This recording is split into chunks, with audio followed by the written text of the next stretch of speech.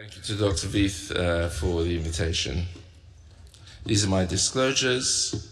So this type of fenestrated repair after open proximal aortic repair and frozen elephant trunk is the mainstay of treatment, but in chronic dissection you have to consider luminal morphology, the origin of the target vessels, and whether the target vessels are dissected or not.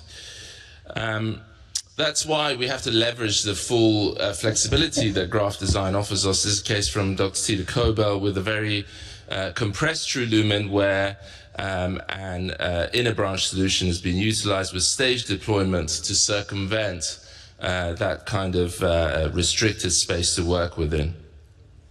Of course, there's alternative options. So consider this case where there's a large luminal diameter here, and instead of having a large bridging gap with a fenestrated solution, a branch solution here works quite well to treat this aneurysm, as you can see here on the far right-hand side.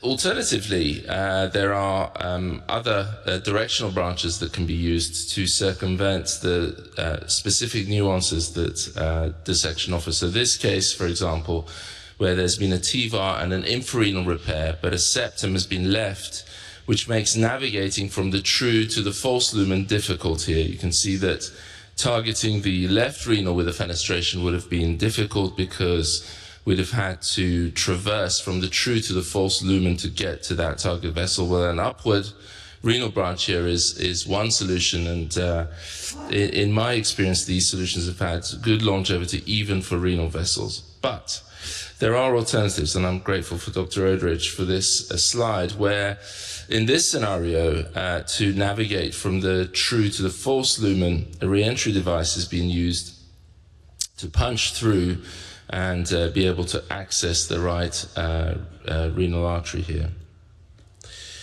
Of course, you can do away with the division between the true and false lumen completely. And Drs. Odrich and Carlos Timmerman have been advocating this alternative, which is to essentially cheese wire the septum that divides the true and false lumen, where then you're left with an unrestricted space, and you can use branches in the majority to bridge the distance between the main aortic stent graft and your target vessel. We got together some results from both sides of the pond a while ago, incorporating some of these solutions that I just told you about, fenestrations, branches, to find out whether this is an effective solution for treatment of coronary dissection-related aneurysms.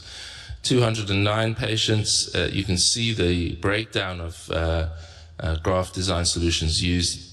Pretty much half and half fenestrations and branches. Very, very good results. You can see a 3% 30-day mortality, 1% new dialysis rate, an acceptable spinal cord injury rate, and cardiovascular complications listed there. So again, leveraging the full stent graft design toolbox that we have to address these challenging types of aneurysms.